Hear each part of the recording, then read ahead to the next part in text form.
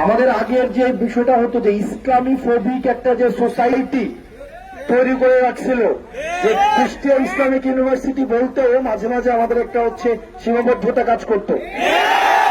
আর চাকরির ক্ষেত্রে এমনও হয়েছে ভাইবা বোর্ড থেকে কুষ্টিয়া ইসলামিক ইউনিভার্সিটিকে একটা সর্বোচ্চ মাদ্রাসা হিসাবে দেখা যাইত। আমরা নাহিদ সবই বলেছে, আমি সর্বশেষ একটা কথাই বলবো, আপনারা এখানে যারা আছে আপনারা সবাই শিক্ষিত মানুষ, আপনারা সবাই শিক্ষিত মানুষ, বিশ্ববিদ্যালয়ে পড়ুয়া, আপনারা অনেক শিক্ষার্থীকে পিছনে ফেলে আজকে আপনারা হচ্ছেন কুষ্টিয়া ইসলামিক ইউনিভার্সিটিতে পড়ছেন। আপনাদের কাছে একটা অনুরোধ করব, একটা সিটের বিনিময়ে, একটু ভালো রেজাল্টের বিনিময়ে নিজের মেরুদণ্ডটাকে বিক্রি করে দিয়ে আমরা আর ওই বাংলাদেশে ফিরে যেতে চাই না, যেই বাংলাদেশে একটা স্ট্যাটাস দিলে রাতের বেলা আবার রুম থেকে সিনিয়ররা ডেকে নিয়ে গিয়ে এই স্ট্যাটাসটা দিলে দেওয়াই হল থেকে বের করে দেওয়ার ঘটনা। আমরা এই জায়গায় সচেতন থাকবো। আপনারা ঐক্যবদ্ধ থাকবেন, মুক্ত চিন্তার পরিবেশটা উন্মুক্ত থাকুক। আমরা প্রশ্ন করব, বিমত প্রকাশের স্বাধীনতা আমরা নিশ্চিত করব। সবাই আমার সাথে একমত হবে, এটা কোনো মুখ্য না। এই যে আমরা এখানে অনেক মানুষ আছি, আপনারা অনেক জায়গায় দেখেন আমি অনেক জোরে জোরে কথা বলি, এরে হুমকি দেই, এরে ধমকি দেই, এটা আপনারা দেখেন। আপনারা আরেকটা চেহারা অনেকেই চিনেন যে ক্লাসের মধ্যে আমরা কতটা ইন্টারেক্টিভ ভাবে আমরা ক্লাসে কথা বলি। আমার কাছে মনে হচ্ছে আমি আমার ক্লাসে এসছি। এই যে দেখেন আপনারা যে এখানে আছেন, অনেকে টুপি পরে আছে, অনেকে হিসাব আছে, অনেকের হিসাব নাই, অনেকের মেকআপ আছে, অনেকের মেকআপ নাই, অনেকের দাড়ি আছে, অনেকের দাড়ি নাই, অনেক মুরগি পছন্দ করে, অনেক মাছ পছন্দ করে। এইটাই ডাইভার্সিটি। আমাদের সোসাইটিতে সবগুলো এলিমেন্টস নিয়ে আমাদের সোসাইটি গড়ে ওঠে। আমাদের সবাইকে নিয়ে আমাদের থাকতে হবে, সবাইকে নিয়ে আমাদের চলতে হবে। আমাদের এই যে মত পার্থক্যটা, এই মত পার্থক্যকে আমরা এন্টারটেইন করব।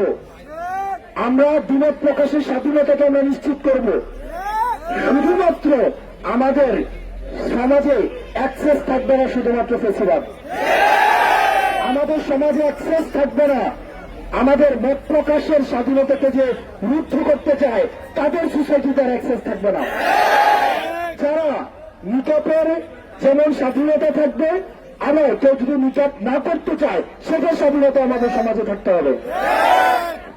প্রিয় কুষ্টিয়া ইসলামিক বিশ্ববিদ্যালয়ের ছাত্ররা, আপনাদের সাথে আমাদের লড়াইয়ে, আমাদের সংগ্রামে, আমাদের পরবর্তী বাংলাদেশ বিনির্মাণে আপনাদের সাথে আমাদের দেখা হবে।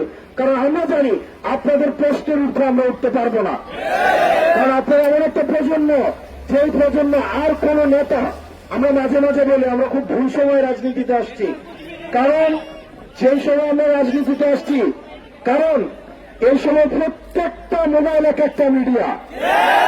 সুতরাং এখন যেখানে আমরা মিডিয়াকে কিছু গত 2-3 দিন আগে মিডিয়াকে আমরা চ্যালেঞ্জ করছি না, ওদের হাজার হাজার কোটি টাকার ইনভেস্টমেন্ট, কিন্তু আমাদের 12,000 টাকার এক একটা মোবাইল আমাদের সামনে কিন্তু ওরা দাঁড়াইতে পারে নাই।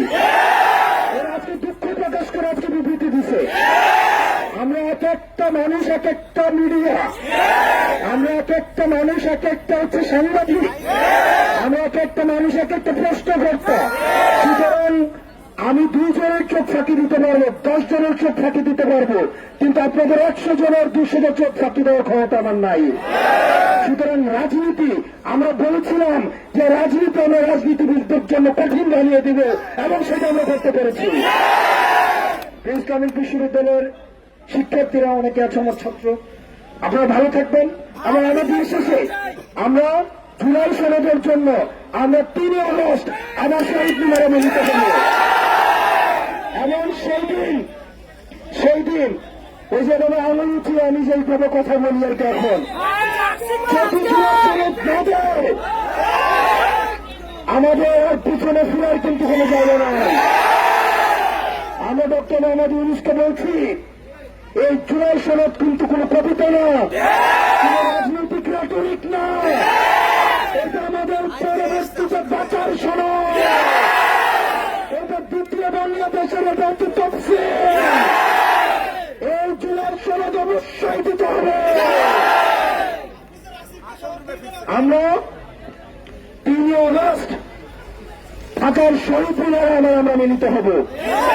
আপনারা সবাই ভালো থাকবেন, সুস্থ থাকবেন। আমি আপনাদের ক্যাম্পাসের